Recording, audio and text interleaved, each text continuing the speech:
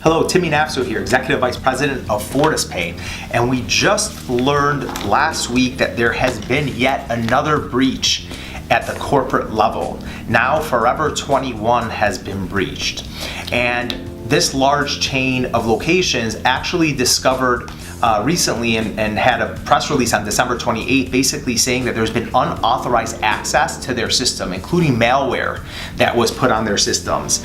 They also found out that not all of their transactions were encrypted properly, and this may have been at fault of the POS technology or their security systems.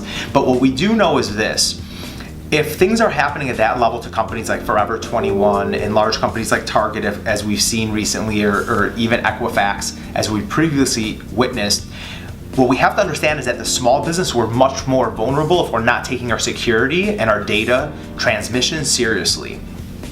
What we also learned from this breach is the malware that was on these POSs that was really looking for the data was all track data. So this goes back to essentially the lack of EMV or chip and pin at the point of sale. Now certainly key enter transactions are still vulnerable as they go from your keyboard into your system, so you want to make sure your firewalls are where they need to be.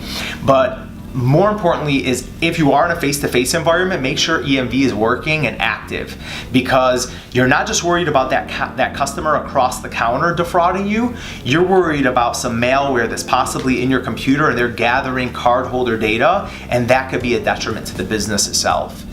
Please let us know if you have any questions. Thanks for listening.